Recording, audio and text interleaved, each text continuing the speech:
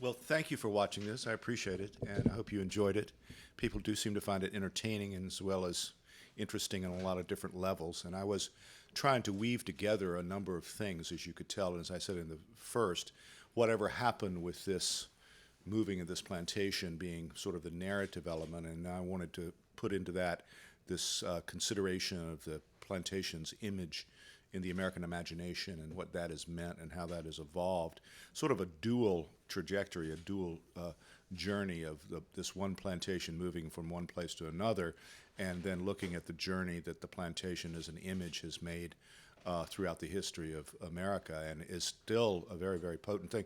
You know, one of the things that I realized that I'd never seen written about is that the number one play in American history, which is the theatrical version of Uncle Tom's Cabin, the number one novel in American history in terms of sales, Uncle Tom's Cabin itself, the number one box office hit of the silent era, Birth of a Nation, the biggest selling movie of the sound era, according to some, Gone with the Wind, and the biggest, most watched TV show of all time in America, Roots, were all centered on the plantation. So it has had an enormous impact, and it's not something that people sit there and think about, but I thought it was worth sort of drawing these things together to have something to think about in terms of how the reality of the plantation has influenced the mythology of the plantation and vice versa. And we're still going through this. We're still going through this. I mean, ever since I made my movie, we've had Django Unchained, and now we've got Harriet in theaters right now, and all these things, these images of the plantation continue to evolve and accrue significance. And I was I missed a meeting in New York this afternoon with a filmmaker who's a very prominent documentary filmmaker who told me that he wants his next project to be about how the Civil War has never stopped, that it's still playing out in the imagination. And, you see stories about when they have tours of plantations now and in the South, and people want to, get into fights about whether they want to see the beautiful image of the plantation or if they want to talk about slavery. All these things, all these conflicts that were, coming from the Civil War and the realities of plantations before the Civil War and after the Civil War still have so much impact in American culture. So that was what I set out to do. And it's funny, Robert Hinton, I do tell students who say they may be interested in making films, well, my number one piece of advice is pray for miracles, okay? Because I think I had some miracles in this film. Robert Hinton, discovering Robert Hinton through a letter to the New York Times, right at the time that I did, to me was just, you can't explain that other than a miracle. And he became such a great collaborator to me, and we became sort of friends instantly. But he was like, okay, I'm going to tell you what you've got to read about slavery. And he was like sort of my instructor, my mentor, and great collaborator through the whole thing, and kept a great sense of humor through the whole thing. And, what an amazing thing to discover right at this particular point, a historian who knows more about the history of my family than I do, because he studied it for his PhD at Yale. I was just like staggered by that. And, the other miracle being discovering that African-American branch of the family that Charlie Silver told me about when I did that initial tour and talked about the man who had come out there. And I hunted for them for a year and a half before finally Robert got that letter from Al Hinton, and we made all these connections. But, to me, personally, the most satisfying thing about making this film was discovering that branch of my family. Starting a film where I'm making a film sort of about my family, and my family is just white people, and then by the end of the film, it's got 100 African American people added to it.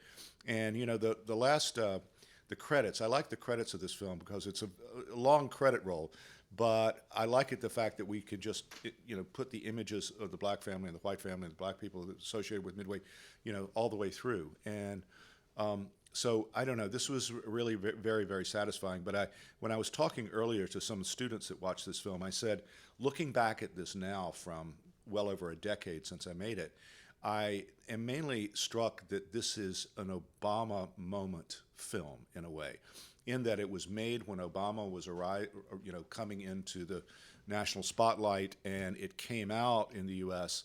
the month before he was elected president for the first time. And I do think if you remember that time, you know that there was a sort of a great feeling of optimism in a lot of quarters of the country regarding racial relations. There was this expression of post-racial America and all of that. And of course, the pendulum has swung horribly back in the other direction since then. But at this moment, there was something that made me want to try to construct something having to do with the history of plantations and the mythology of the plantation that would sort of bring people back together, or at least be able to talk about things without polarizing people. That was a big goal, and I think that for that moment it was sort of the right film at the right time. I was saying earlier to people that I don't think that I could have made this film, or I wouldn't have conceived it in the way that I did, if I hadn't known that a lot of black people were starting to go back to plantations to sort of re-encounter them, and to rather than, Robert says that his parents didn't want to look back at all, period. They only wanted to look forward, and they didn't want to look back at slavery at plantations. But more recently, he had told me that there were these movements among African Americans to go back to plantations and such. And when I set out making this film, I'm a big believer in the 3-act structure, and I sort of saw the basic 3-act structure when I started, which is the first act is going to be the decision to move the plantation, the family controversy and everything, the preparations leading up to the move. The second act will be the move itself. And then the third act, originally I'd planned to basically have a reflection on the meaning of the plantation, especially to African Americans now, since they were going back, and what they were seeing there, and what they were talking about and thinking about in terms of the plantation as a sort of a matrix of African American culture, having to do with jazz and blues and all other musical forms that can be traced back to the plantation, having to do with preaching, African American preaching, having to do with cuisine, having to do with all sorts of aspects of American culture, African American culture, that were really got their foundations laid in plantation culture. Not all positive, obviously, but very important. But then when I discovered my African American cousins, that became the third act of the film. I actually have a lot of interviews I shot for the third act with dancers and all sorts of people talking about music and such. Interviewed Algie Mae Hinton, whose blues songs are used here, about the Piedmont blues. But those sort of went out the window when I found it became a much more sort of natural thing. And my editors and I discovered in the editing of the film that anytime I sounded like a college professor delivering a lecture, that was not good. That it was good when I was telling the story of myself and my family, as long as it was kept personal. And having the third act have to do not with African Americans sort of in general, but with this, these parts of my family coming back together, that sort of made it better, dramatically and cinematically and thematically too, I thought. So that was it. But I will say, every time I speak about this film, I say, if you ever think about making a film about your family, be careful, because there are, a lot of toes that can be stepped on and noses that can be put out of joint. And there's still some of my cousins that are not speaking to me about this film, or not speaking to me, period. But I still, I'm glad I made it, and I'm happy with it, and I got a lot of great reactions. And I'm always interested to talk to people about it, because every audience is different. Everybody has a different set of things they're interested in or want to talk about. So talk to me. Tell me what you think. And I'd be very interested in your reactions and any questions, comments, criticisms, anything you may have to offer. Yes, sir. Yeah, real quick. Yeah, I was just. So, what was the initial reason that they had to move the plantation? They didn't have to, and I guess I didn't say this to this group, but what happened was, something that is not in the film is that Charlie Silver inherited the plantation when his father died in 1979. And initially, he lived there with his then wife and 3 children for a few years, until the wife just said, I can't stand living out in the country. It's too inconvenient. So they left, and from that time, for 20 years, the place was rented out. And that really pissed off Charlie's brothers, but it was rented out. And then Charlie gets divorced at a certain point, moves to California, meets Dina, and they get married. And they have a business of they're consultants to the construction industry. They come in and build management teams and things like that. So they just fly all over the country. That's their work. And Dina says, well, Charlie says, where are we going to live? And Dina says, well, we can live anywhere, but you have a plantation in North Carolina. What about that? So they move back, and this is like in 2002. They have the first Christmas. They revive the traditional Midway big Christmas where all the family comes that year. And then that Christmas party, they say to me, come out and have a drink with us before you go back to New York. And I do, and they tell me they're thinking about doing this. And I go, well, I have two reactions. One is, oh, this is going to piss a lot of people off.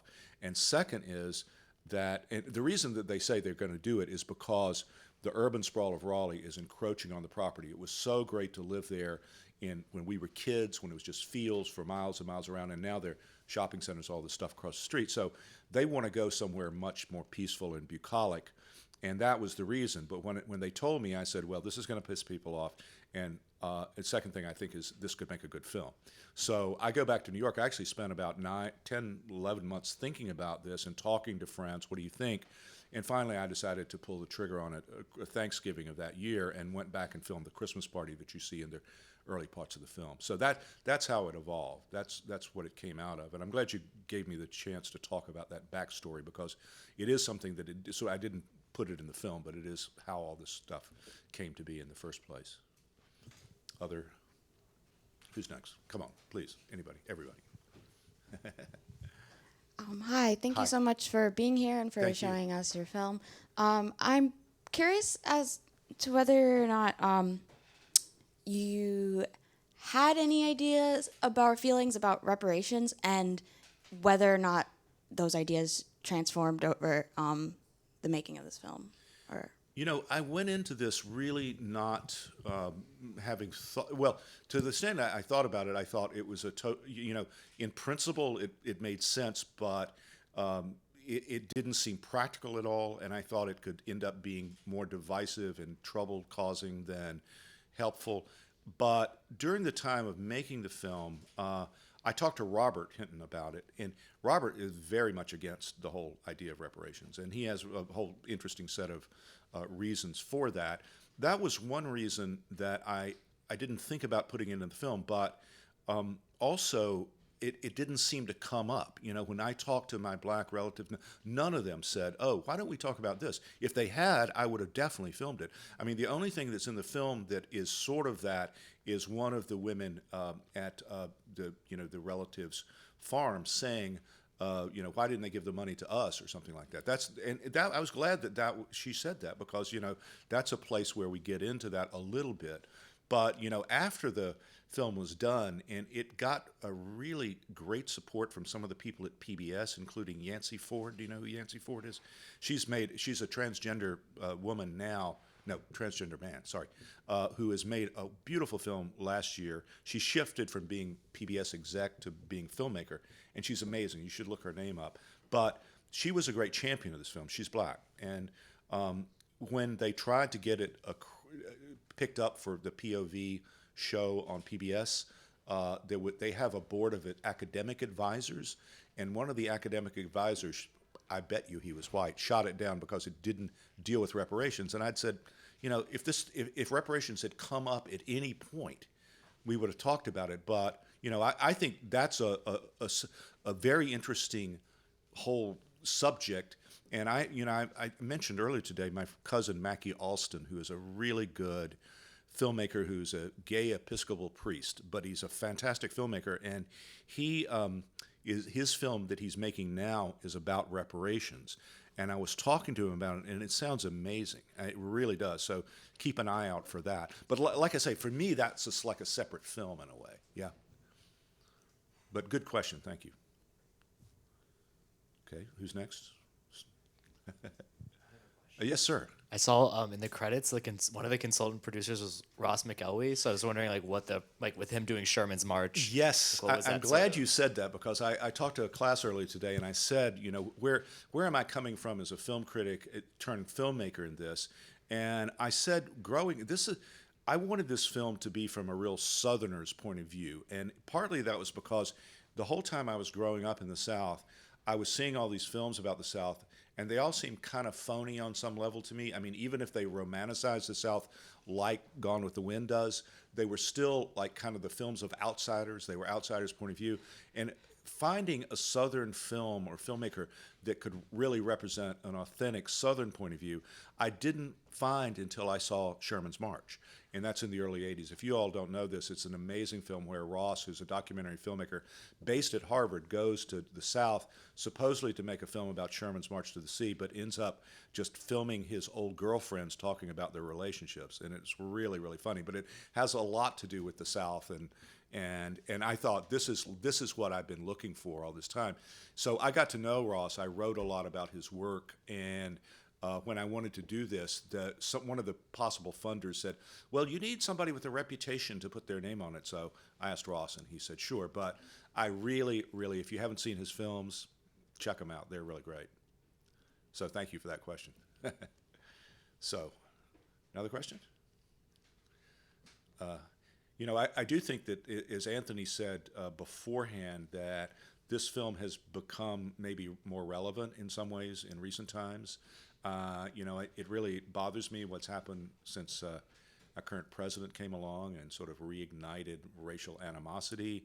And I think there's a lot of reasons to keep talking about these issues and looking at them and thinking about the way imagination and culture plays into it. It's not just strictly political things. And so I really was happy to be able to try to deal with some of these things. And I was saying earlier, too, that I am making this new film about the integration of the boarding school I went to as a teenager. And this, to me, is touching on a lot of the same things. And the producers of that film interviewed me at length recently because they wanted a lot more of my story, and it made me realize they said, look at all these things that you've done in your life, and where did you start with them? Well, I started when I was about 14 years old, paying attention to the civil rights movement, civil rights battle, feeling conflicted as a Southern white conservative kid, but then evolving a lot in my own thinking about this to the point where I was very much on the side of the civil rights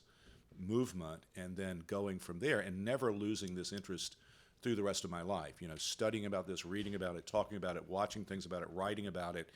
And in the case of this film, being able to make something that reflected what I had learned or thought during this time. But, obviously this is a story that the point of a lot of this thing about the mythology of the plantation is that mythology is never set. It keeps evolving. Like every generation or every year or every decade, there are new developments, and I think we need to keep looking at that to understand what's happening in the society, too. It's not just in the political realm. It's very much in the imaginary realm. So anyway, thank you very much for your attention, and thank you for being here, and thank you for watching that. Also, if any of you would like to speak to Godfrey, we're going to have a little reception. So if a more casual conversation would be more appealing to you, we could certainly do that and have a drink and have a bite and have a chat. And thank you, Anthony, for having me here. I really enjoy coming down here.